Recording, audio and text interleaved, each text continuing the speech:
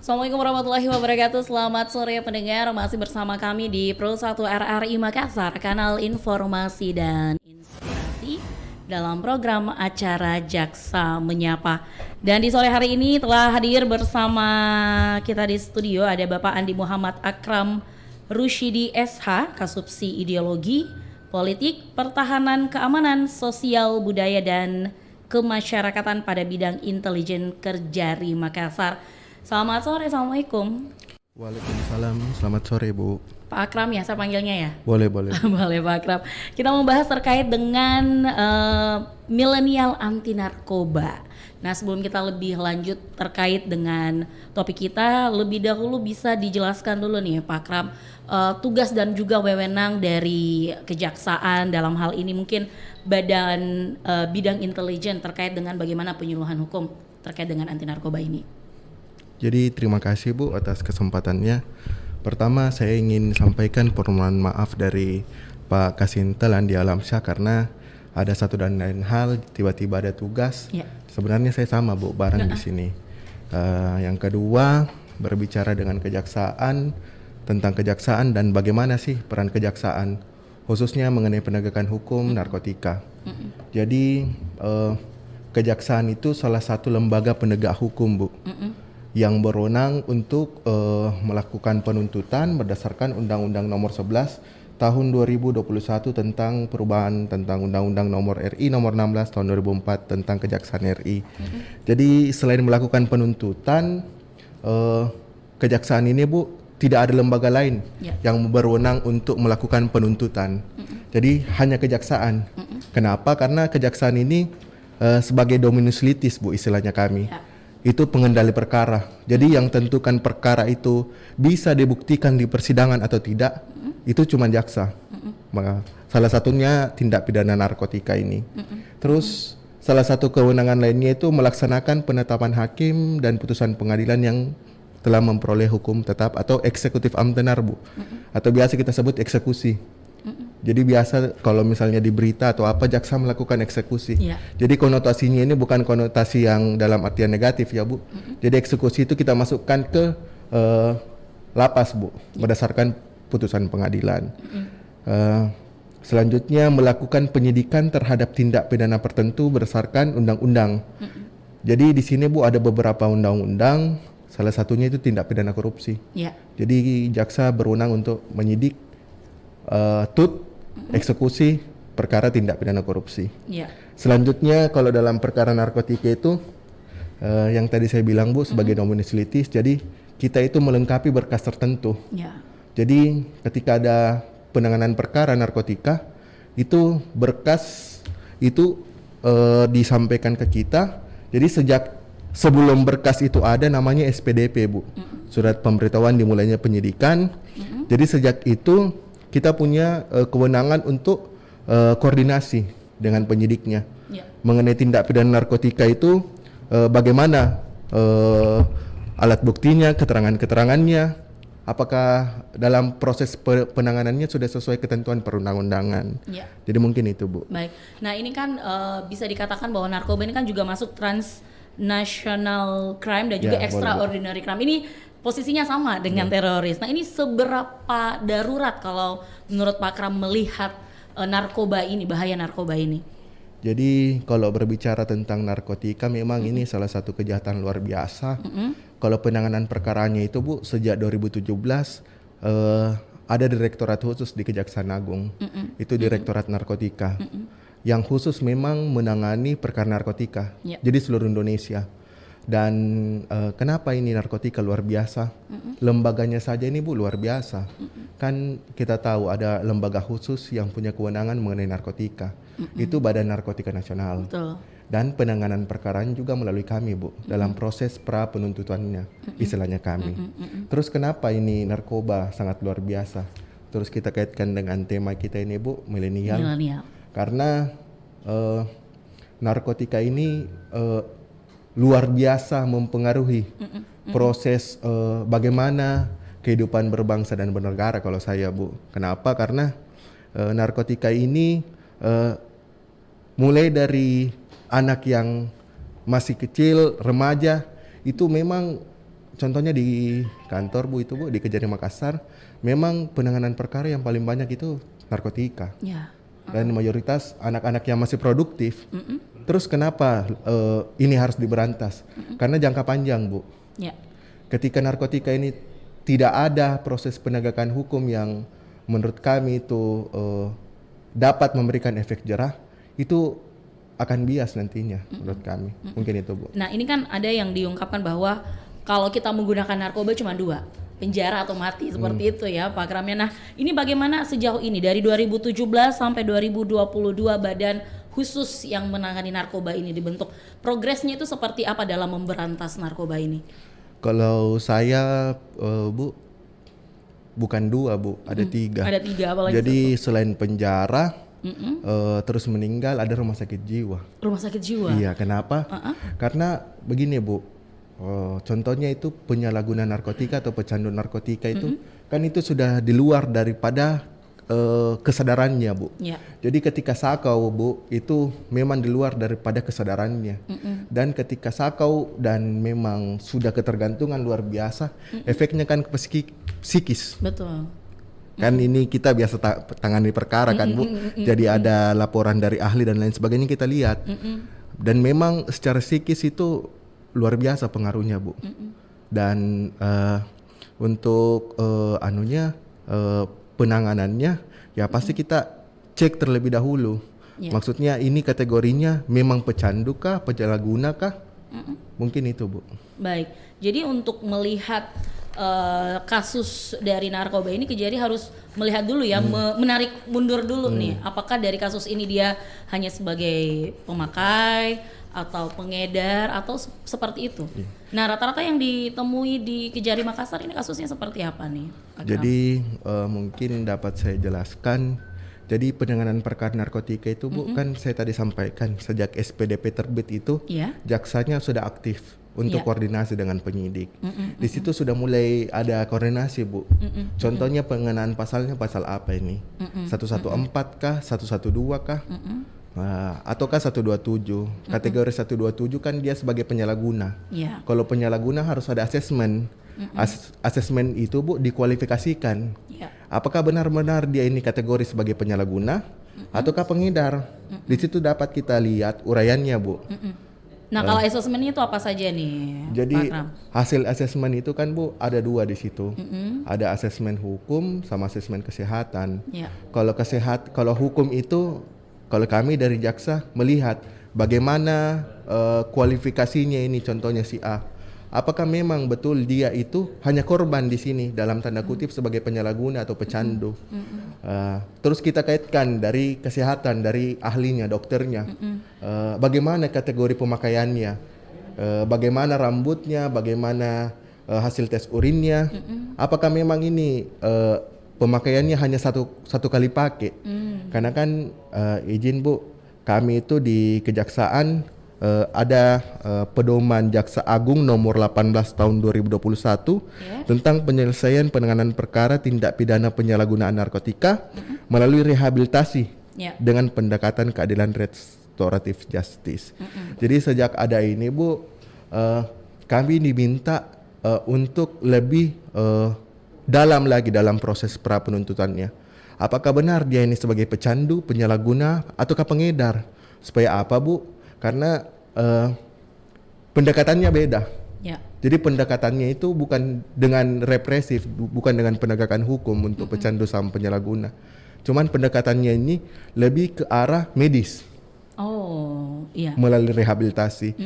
Begitu Bu. Jadi dilihat dulu durasi berapa lama misalnya orang ini menggunakan narkoba, kemudian mungkin apakah bergantung juga nih Pak Akram jenis-jenis narkoba apa yang digunakan dengan bagaimana nanti treatmentnya ke pelaku atau korban. Jadi kalau mengenai kategorinya kan sebenarnya di Undang-Undang Nomor 35 Tahun 2009 di situ Bu, di lampirannya ada kategori narkotika. Terus di Peraturan Menteri Kesehatan itu ada jenis-jenis narkotika baru. Jadi melalui itu Bu kita lihat bagaimana sih contohnya sabu. Sabu itu kategori pemakaian 1 hari bagaimana? Kan ada di pedoman itu Bu. Dan di situ memang istilahnya keadilan restoratif justice itu penyelesaian perkaranya kan di luar pengadilan, Bu. Jadi prosesnya bukan penegakan hukum, tidak perlu sampai ke proses persidangan. Karena apa? Masalahnya ini medis. Bukan masalah dia sebagai kategori pengedar. Jadi pendekatannya harus beda. Yeah.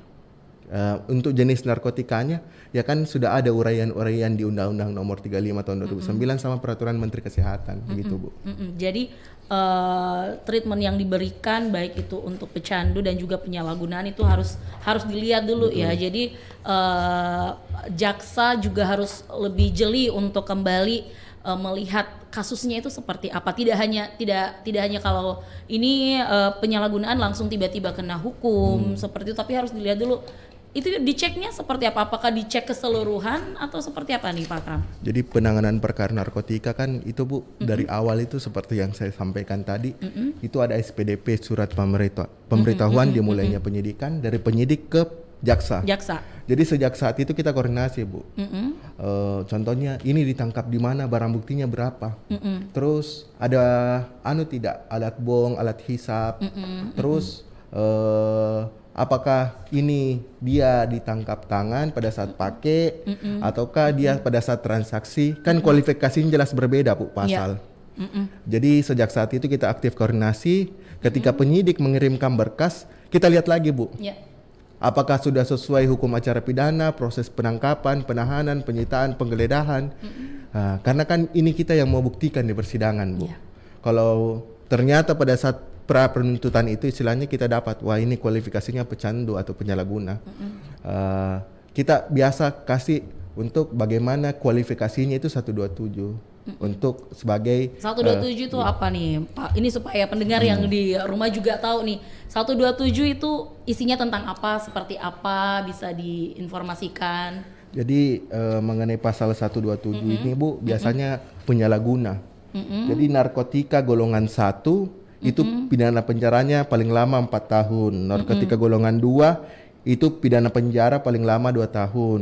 Golongan 3 itu pidana penjara paling lama 1 tahun. Jadi ada jenis-jenis golongan bergantung juga lamanya di dan untuk saat ini pedoman Jaksa Agung itu mensyaratkan harus ada asesmen, Bu. Asesmen. Kenapa? Karena di asesmen itu kita bisa tahu, Bu, secara hukum kualifikasinya dan secara medis kualifikasinya yang tadi saya jelaskan. Apakah benar dia sebagai pengedar? Apakah benar dia sebagai penyalahguna?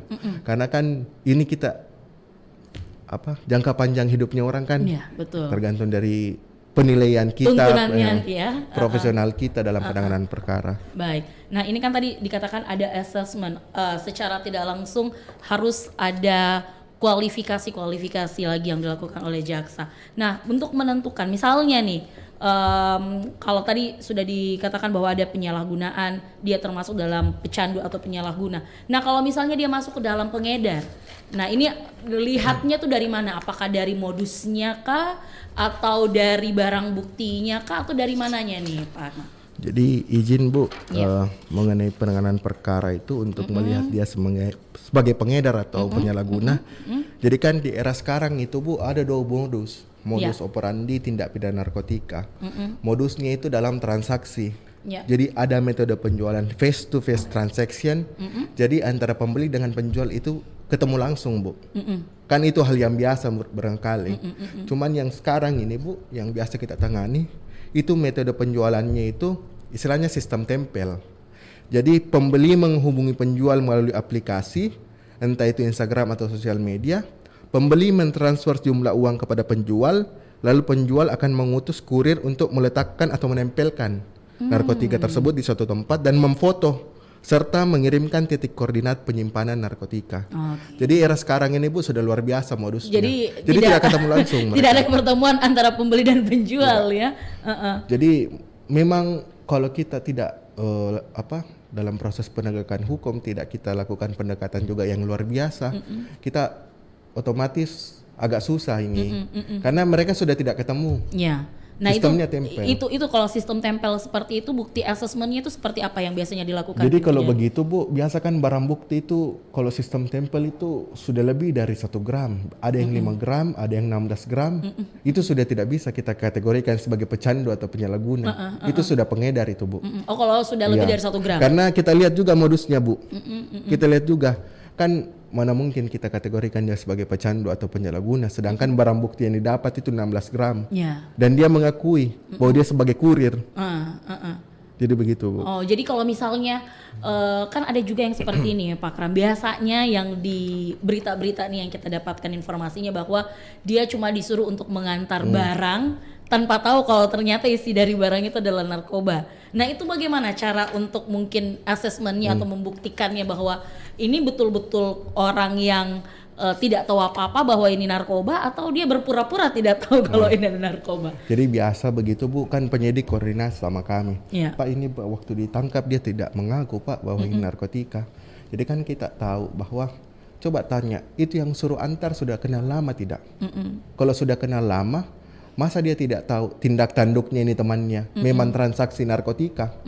Karena kan kalau biasa Bu kita itu nongkrong atau bagaimana, kalau kita sudah biasa itu untuk bicara, kita sudah tahu oh ini pekerjaannya ini. Kan paling tidak kita tahu toh. Jadi biasa begitu Bu, sebenarnya dia tidak mengaku, dia tidak mau akui, cuman kan atas koordinasi dan kerjasama yang baik akhirnya mengaku. Nah biasanya tuh dia kena pasal apa? Kalau untuk hal-hal yang seperti ini, karena kan bisa dikatakan tidak ada bukti bahwa ada pertemuan penjual dan pembeli seperti itu Pak Kram. Jadi untuk membuktikan ada proses penjual dan pembelian, kan biasa itu ada pengembangan. Siapa yang suruh kok? Biasa dikembangkan di situ dan biasa didapat. Jadi prosesnya itu pasti yang suruh itu jadi saksi di sini. Oh yang jadi kurir ini dijadikan saksi dulu. Dia kan yang kurir ini menjadi saksi yang menyuruh. Suruh. Terus untuk pasalnya, jadi biasa itu Bu kita kenakan pasal 114. Jadi 114 ini setiap orang yang tanpa hak atau melawan hukum menawarkan untuk dijual, menjual, membeli, menerima, menjadi perantara dalam jual beli, menukar atau menyerahkan narkotika golongan 1, itu dipidana dengan pidana penjara seumur hidup atau pidana penjara paling singkat 5 tahun ya Bu. Jadi paling singkat. Itu untuk kurirnya? Iya. Jadi paling singkat ini, tidak bisa 3 tahun. Jadi paling singkat, jadi kita tuntut itu 5 tahun minimal, pasti mulai dari situ. Terus paling lama 20 tahun, pidana denda paling sedikit 1 miliar dan paling banyak 10 miliar rupiah. Jadi ada ayat 2-nya ini Bu. Ayat 2-nya itu kalau melebihi 5 gram, contohnya sabu-sabu, melebihi 5 gram, itu kita pakai ayat 2. Pidananya beda lagi nih Bu. Kalau melebihi 5 gram, itu pidana mati, pidana seumur hidup, paling singkat 6 tahun, paling lama 20 tahun, dan denda maksimum itu ditambah sepertiga. Jadi kalau lebih dari 5 gram, itu pidana mati, seumur hidup, atau paling singkat 6 tahun. 6 tahun. Nah tadi sempat juga disinggung sama Pak Kram bahwa kasus-kasus yang ditangani oleh Kejari ini rata-rata pelaku atau korbannya ini kan anak-anak usia yang masih produktif nih Pak Kram.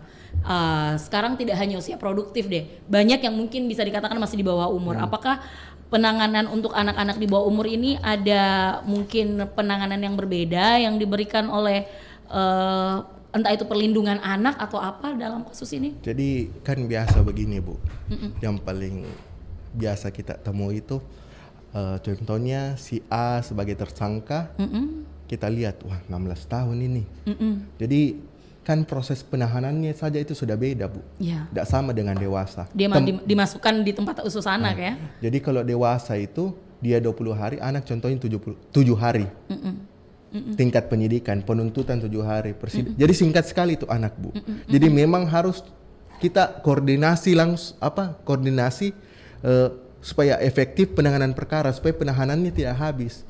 Jadi melalui Undang-Undang Nomor 11 Tahun 2012 tentang Sistem Peradilan Pidana Anak, Pasal 81 Ayat 2 itu Bu, pidana penjara yang dapat dijatuhkan kepada anak itu paling lama 1/2 dari maksimum ancaman pidana penjara bagi orang dewasa. Jadi kalau 114 ini pidana contohnya 5 tahun, ya 1/2-nya dari 5 tahun. itu tidak bisa kita lebih dari itu, Bu. Itu anak khusus untuk pengedar atau yang pemakai juga? Jadi kalau pemakai sama, Bu, semuanya. Sama semuanya. Seperdua. Dari maksimum orang dewasa. Karena penanganan perkara terhadap anak itu harus dibedakan dengan dewasa, Bu. Yeah. Karena secara psikis, mental itu beda mereka. Jadi kalau misalnya ada pembedaan seperti itu bisa jadi ini di Pak Akram ya, bisa jadi dimanfaatkan juga nih oleh mungkin tanda kutip bandar-bandar, mereka akan menggunakan anak-anak lagi nih untuk dijadikan, karena kan penanganannya berbeda. Nah ini langkah dari Kejari untuk memutus mata rantai supaya anak-anak ini tidak dimanfaatkan oleh orang-orang seperti itu seperti apa nih? Jadi begini, Bu.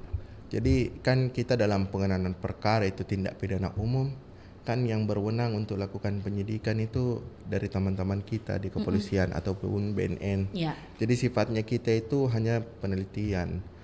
Cuman yang bisa kami jelaskan itu salah satu program dari Jaksa Agung itu ada program jaksa masuk sekolah. Yeah. Jadi melalui situ medium itu kita melakukan memberikan pemahaman, memberikan edukasi bahwa ketika ada orang yang menawarkan, saya kasih kau uang 100.000 antar kau ini, ada tindak pidananya. Yeah. Dan kalau misalnya dia suruh kok ada bubuk-bubuk putih, jangan sampai kau disuruh itu sabu-sabu itu. Jadi melalui medium itu kita kasih pemahaman, ini jenisnya ekstasi, ini jenisnya sabu-sabu. Terus kita kasih juga pemahaman, Bu, bagaimana efeknya orang yang menggunakan narkotika. Saya kasih pemahaman contohnya, tahu semua Jeffrey Nicole toh? Tahu, Pak. Tahu, Kak, contohnya. Jadi kita kasih lihat Jeffrey Nicole waktu sidang. Dia pakai baju tahanan, maksudnya secara mental, Bu. Kita kasih pemahaman bahwa tidak ada manfaatnya kalau kau konsumsi narkotika atau bergaul dengan orang-orang yang terkait dengan narkotika. Jadi itu, Bu. Baik, jadi dari kejaksaan sendiri juga telah memberikan bisa dikatakan edukasi seperti itu ya, tentang mungkin bahaya narkotika. Nah ini apakah masuk ke sekolah-sekolah ini untuk tingkatan SMA atau bahkan yang lebih muda lagi? Karena kan kita tidak tahu bandar ini menggunakan, dulu kan ada seperti ini Pak Kram, katanya dalam bentuk gula-gula, dalam bentuk permen. Nah itu kan bisa dikonsumsi oleh anak-anak, bahkan SD pun bisa. Nah ini bagaimana untuk memberikan, mungkin teman-teman dari Jaksa memberikan pemahaman yang lebih nih, edukasi kepada anak-anak yang kalau SMA kan sudah tahu nih narkoba itu apa. Nah kalau yang di bawah SMA ini seperti apa? Jadi kan kita itu, Bu, yang paling rawan biasa itu kalau saya SMP karena masa peralihan, Bu. Iya, betul. Jadi dalam program Jaksa Masuk Sekolah itu kan ada narkotika jenis baru, Bu, yang sedemikian rupa sampai seperti permen. Jadi kita kasih pemahaman bahwa contohnya ketika ada orang baru yang menawarkan, jangan asal terima. Kenapa? Karena di era sekarang ini banyak orang yang mau memanfaatkan. Kan anak ini, Bu, kategorinya dia belum bisa menentukan. Maksudnya dia belum bisa untuk memberikan keputusan tentang baik dan buruk, apalagi SMP masih proses peralihan. Betul. Jadi kita kasih pemahaman, jangan sembarang terima kalau ada orang kasih. Narkotika ini jenis baru. Dan kita kasih juga pemahaman guru-gurunya, Bu. Jadi ada contohnya kalau misalnya pulang itu menunggu di dalam saja. Kan di dalam siswanya ya nunggu jemputan di dalam sekolah. Begitu, Bu. Baik. Nah, pendengar, kami masih menanti juga partisipasi Anda yang ingin bergabung terkait dengan topik kita milenial anti narkoba di kebersamaan kita Jaksa Menyapa di 082133339440 setelah selingan berikut ini. Seperti sepasang sepatu, bila yang satu hilang, yang lain tak memiliki arti. Seandainya saja ayah bisa membahagiakanmu dengan harta yang melimpah, kamu akan jadi anak yang paling bahagia di dunia ini. Tapi sekarang hidup kita berubah.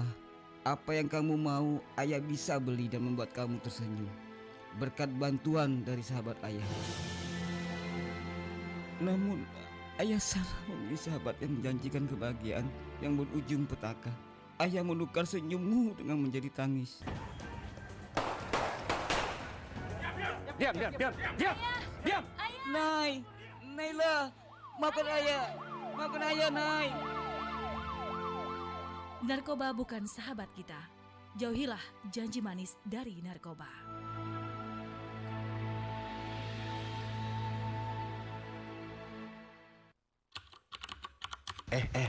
Cobain ini nih, bisa bikin kreatif loh. Enggak ah, aku pede kok sama karyaku. Kenapa murung? Coba cicip dikit, bisa bikin kamu happy. Ide apa sih? Halu kamu. Aku punya hobi dan kegiatan positif yang bikin aku happy tahu. Bro, nggak usah lah olahraga. Nih, kalau pakai ini nih, bisa bikin kurus loh. Ah, hoax. Kalau mau kurus, ya olahraga, bukan pakai narkoba. Ingat, jangan takut menolak narkoba. Takutlah jika terjerat kasus narkoba. Pesan ini disampaikan Radio Republik Indonesia.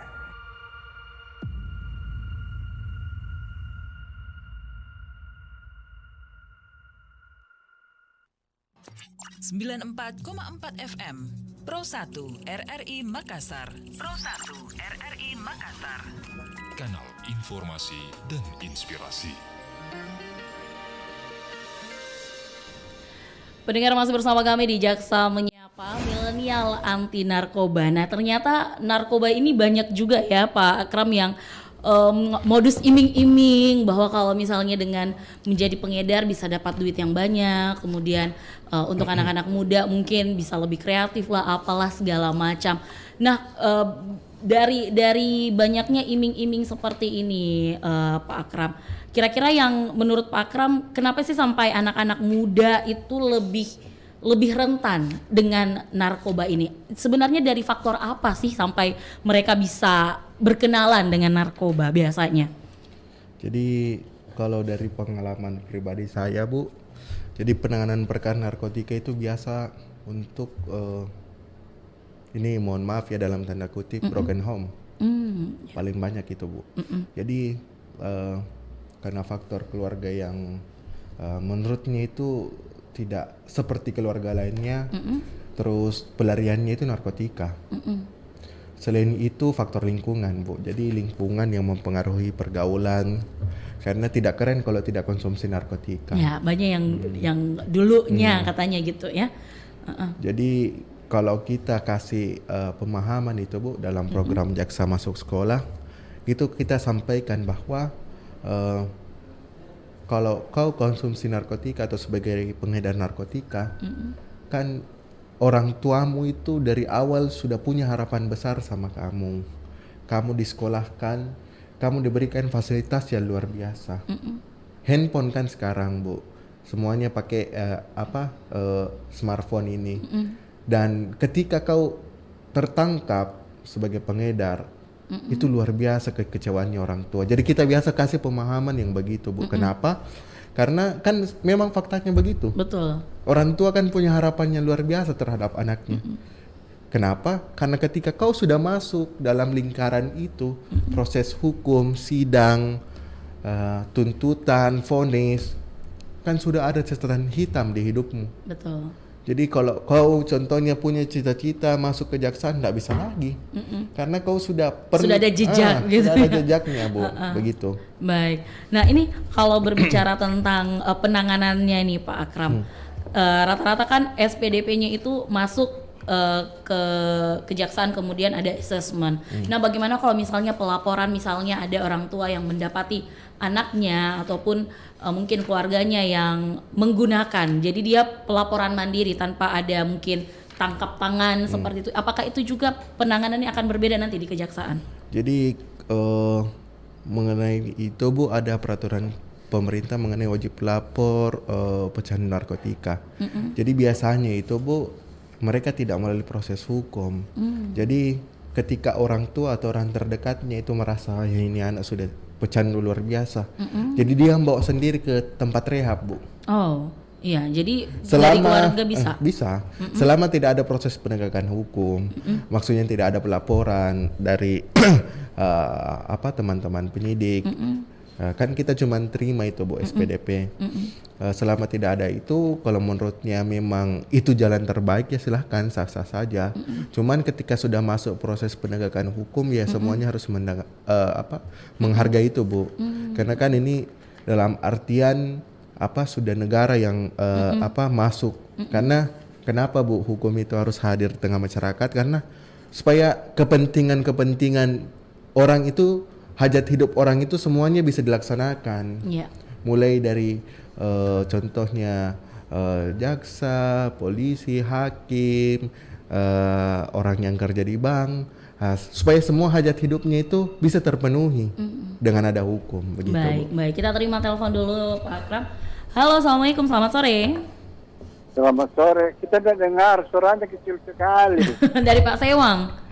Iya, kecil sekali suara. Modulasinya ya Pak Sewang ya. Pak Sewang, ada yang ingin ditanyakan terkait dengan milenial anti narkoba ini Pak Sewang?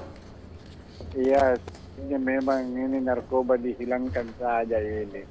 Supaya orang tidak terlalu urus terlalu narkoba. Karena narkoba diurus terus tidak ada habis-habisnya. Iya. Semoga ini petugas-petugas narkoba bekerja keras memberantas narkoba. Baik. Iya. Baik, terima kasih Pak Sewang. Informasinya kita teruskan ke tim teknik kita ya Pak Sewang ya. Iya. Baik, terima kasih. Assalamualaikum warahmatullahi wabarakatuh. Waalaikumsalam warahmatullahi wabarakatuh. Kalau menurut Pak Akram, apa sih yang menjadikan kenapa sampai kasus narkoba ini lagi dan lagi bukannya malah berkurang dengan banyaknya tadi sudah dibentuk badan-badannya dari 2017, malah makin kesini sepertinya makin banyak saja hal-hal yang mungkin yang lebih baru lagi nih ya dengan adanya kecanggihan teknologi ini. Jadi kan narkotika ini sebenarnya Bu secara medis itu dia digunakan sebagai obat Bu. Jadi sebenarnya kan contohnya paracetamol itu ada kandungan narkotikanya Bu. Cuman kan itu untuk kepentingan medis. Dengan takaran medisnya. Terus untuk kepentingan ilmu pengetahuan itu bisa Bu. Cuman yang di lapangan ini memang di luar daripada kepentingan medis dan kepentingan ilmu pengetahuan.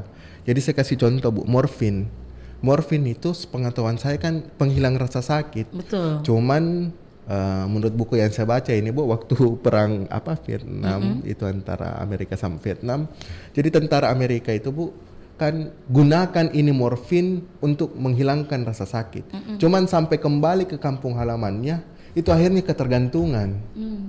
Karena memang tidak batas ya. Karena kan memang prinsipnya itu untuk kepentingan medis Bu. Terus kenapa di lapangan itu berbeda, banyak yang salah gunakan?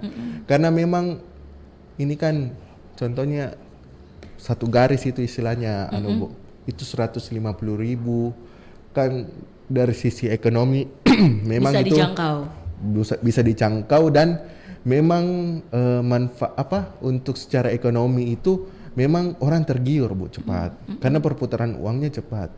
Tapi yang mereka tidak sadar itu bahwa ini jangka panjang kehidupan berbangsa dan bernegara.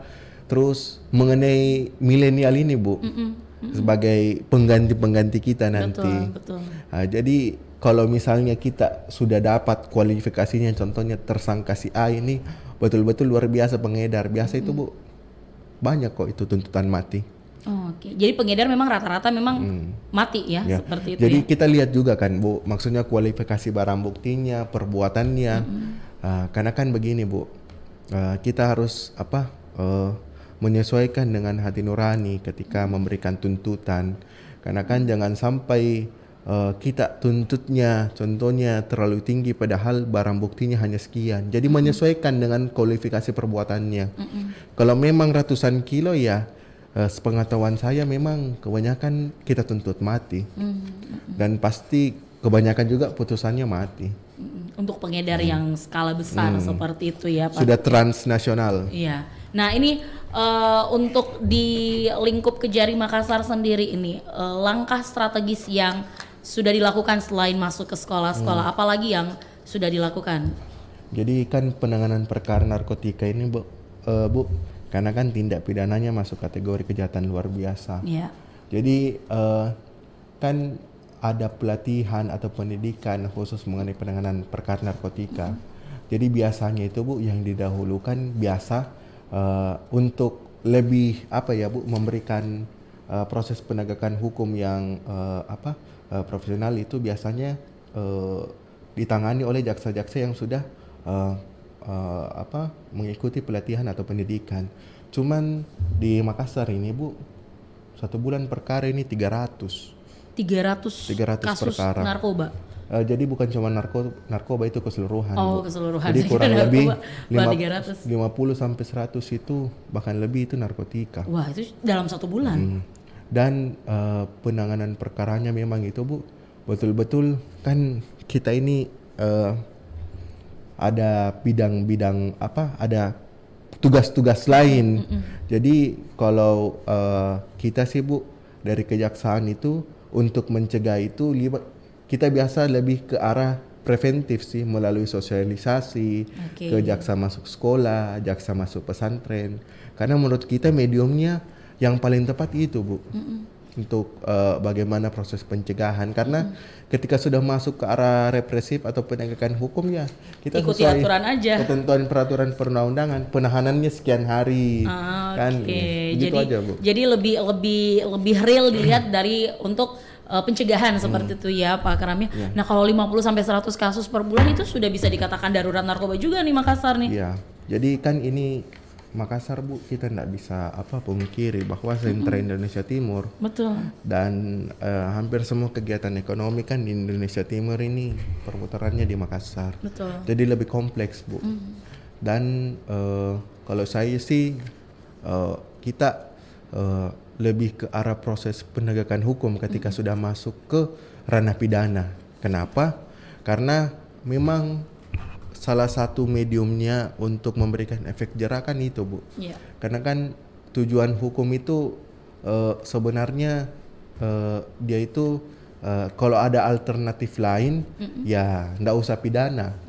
Jadi kalau narkotika ini yang sudah masuk kategori-kategori pengedar itu memang sudah premium remedium istilahnya Bu. Jadi tidak ada alternatif lain. Memang penindakannya harus sesuai dengan hukum.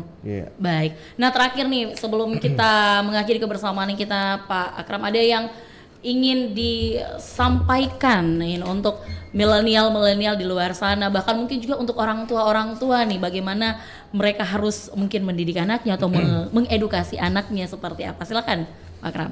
Jadi mungkin singkat saja Bu. Iya, silakan. Mengenai milenial anti narkotika. Jadi saya sebagai kakak mungkin menyampaikan bahwa mengenai narkotika ini mungkin jangan terlalu mudah untuk dipengaruhi, diiming-imingi bahwa tidak keren ketika tidak mengkonsumsi narkotika. Karena konsekuensinya itu di kehidupanmu nanti. Ketika kamu sudah masuk lingkaran itu, sudah ada jejak, kamu cita-cita jadi sarjana hukum, menjadi dokter, ya pasti akan mempengaruhi kehidupanmu. Dan harapan orang tuamu yang begitu luar biasa sejak kamu dilahirkan, agar kamu itu menjadi orang yang dibanggakan orang tuamu, keluargamu, orang sekampungmu, itu akan hilang dan lenyap. Jadi kalau saya hindari narkoba. Baik. Mungkin itu Bu. Dan terakhir, mungkin saya mengajak ke teman-teman, bapak, ibu, kakak, adik untuk ini kita sedikit Bu, untuk mengikuti akun sosial medianya Kejaksaan Negeri Makassar. Boleh. Jadi di Instagram itu ada Kejari Makassar 1, YouTube juga Kejari Makassar 1.